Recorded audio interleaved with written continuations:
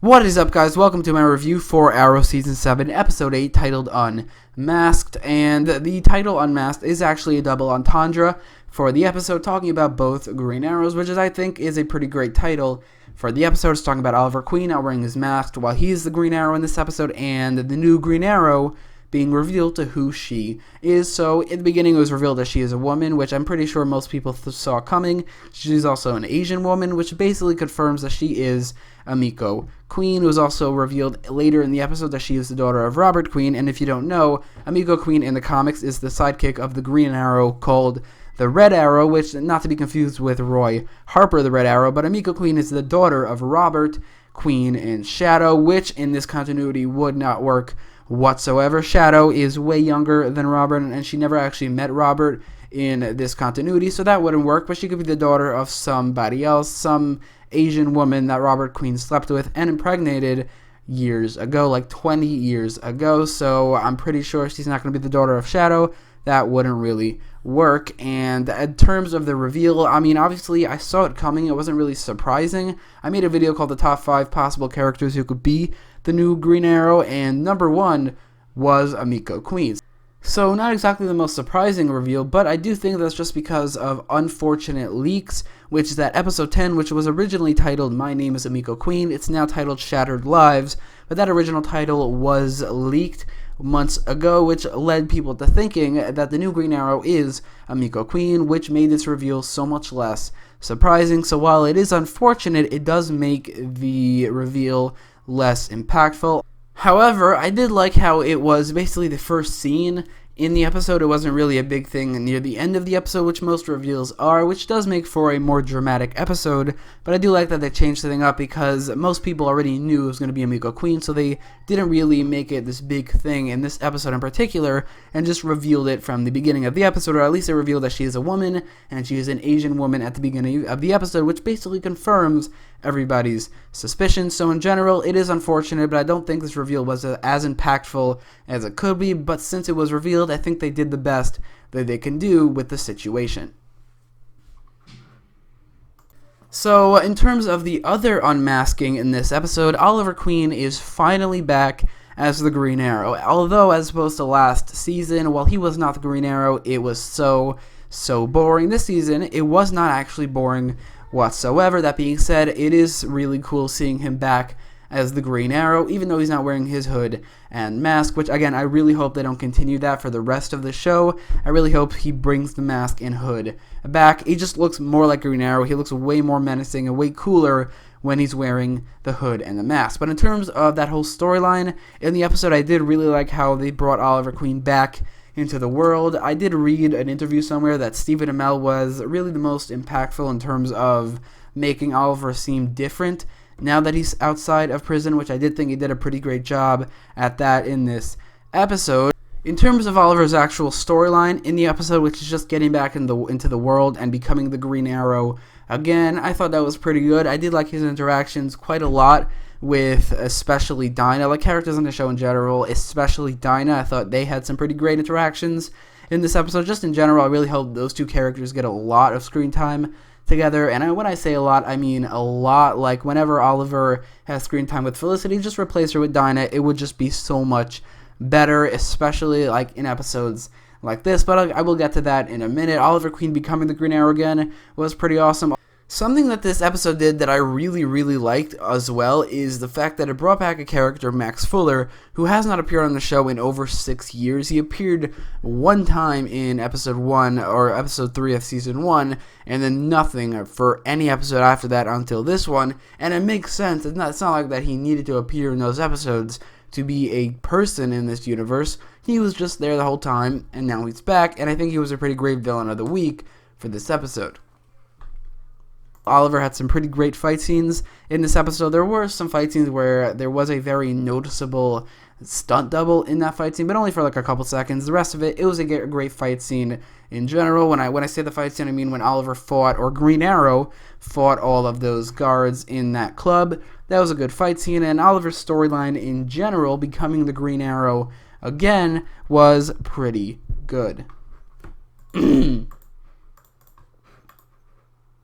Also, I do like this new status quo for the show where Oliver is working for the SCPD for now on, because I do think that with him just going up against the SCPD, they have done it enough. They did it in Season 1, they did it in Season 3, they did it in Season 5, they did it in Season 6, or at least in Season 6 he went up against the FBI, which is a whole nother thing. So now, he's no longer a vigilante, he's basically a police officer who uses a bow and arrow instead of a gun, or just helps the police whenever they need help, and maybe the police can give him the authority to do other things that they cannot. So I do like this new status quo, because I do think they did the thing where he is up against the SCPD quite enough. So I do think there could be something interesting with this, although again I really hope he brings back the mask and hood for these SCPD missions.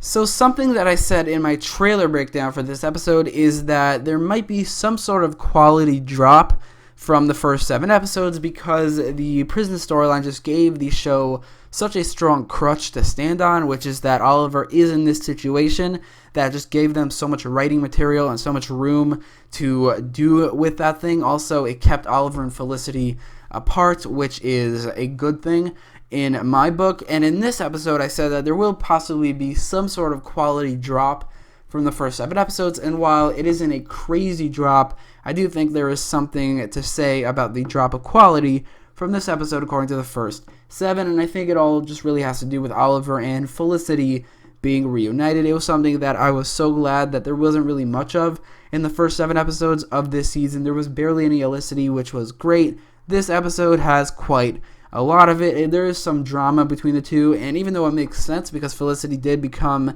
this ruthless individual, and it makes sense that Oliver Queen would want to get to the bottom of that, see what's going on, and try to do something about it, but I just don't think they ever execute it well with Felicity. Smoke, I'm not going to say they never execute drama well, that's just not true. They did it with Diggle and Oliver last season. You look at Season 1, the love triangle between Tommy, Laurel, and Oliver, that was not bad, and the drama between Tommy and Oliver, that was pretty good as well. There are a bunch of other examples I can't really go over, or maybe one is between Quentin and Oliver, like in even Season 4, like the drama isn't always bad, but with Felicity Smoke, I think it is always. They just never execute it well, and I think it always boils down to one person, and that is Emily Bett Rickards. She is not a good actress in dramatic scenes. I'm not going to say she's a bad actress in general. I think she has comedic talent. I think in the comedic notes, she is a very funny person, but in terms of the dramatic scenes, she's not good. It ruins these scenes, and it makes the episode that much worse because of it. All the Olicity drama scenes in general, I'm gonna not like it like off the bat immediately, but Emily Bett Rickards just makes it worse because she's not a good actress in dramatic scenes. So I do think this episode suffers from Olicity drama, Emily Bett Rickards being kind of bitchy in those scenes, and a drop in quality in general because of those scenes. And I think that in my trailer breakdown, when I said the quality will drop, everything I said was basically true, and it happened. Maybe to not that big of a degree. I do think this episode is still a good episode, but because of all the Olicity drama in the episode, it is a big quality drop, especially from episode 7.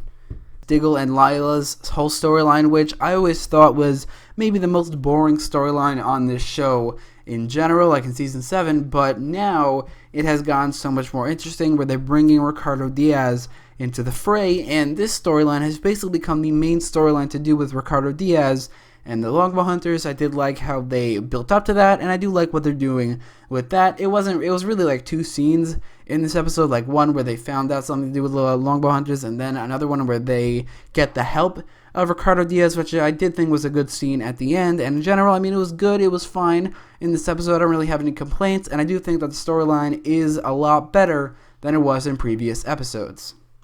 So last thing to talk about are the flash forwards, which first of all, Roy Harper was not included, which I thought was a bunch of bull. Like the explanation for why he's not in the episode, it didn't really make much sense. I thought that was stupid. I don't know why he was in the episode. Maybe something to do with the actor not being available. I don't know, but the excuse for that, the way they said it in the episode, just didn't make any sense to me, but that's nothing. Anyway, getting to the actual flash forwards, the big part of it has to do with the introduction of the new character, Maya, aka Blackstar. And as a character, I thought in this episode she was fine. I mean, she was pretty good, nothing crazy good or anything, but she was pretty good. And I do think that if it's revealed she is the daughter of Oliver and Felicity, then I probably will not like her at all. I do think if there's some sort of twist that she's the daughter of Oliver and Dinah, that would be pretty cool. Or the daughter of Oliver and Laurel, that would be pretty cool as well. But if she's the daughter of Oliver and Felicity, then I'm really not interested in that. That would be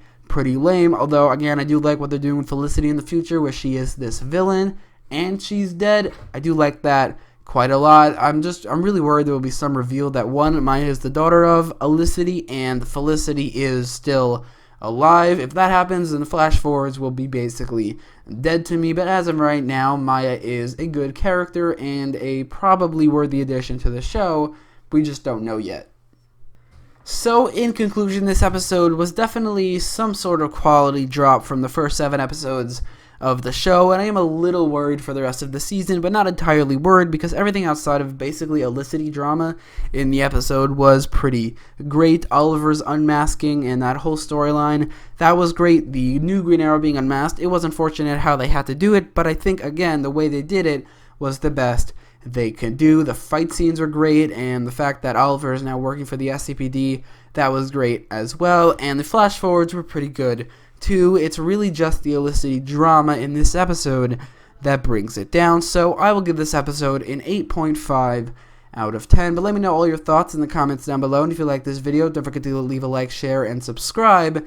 And thanks for watching.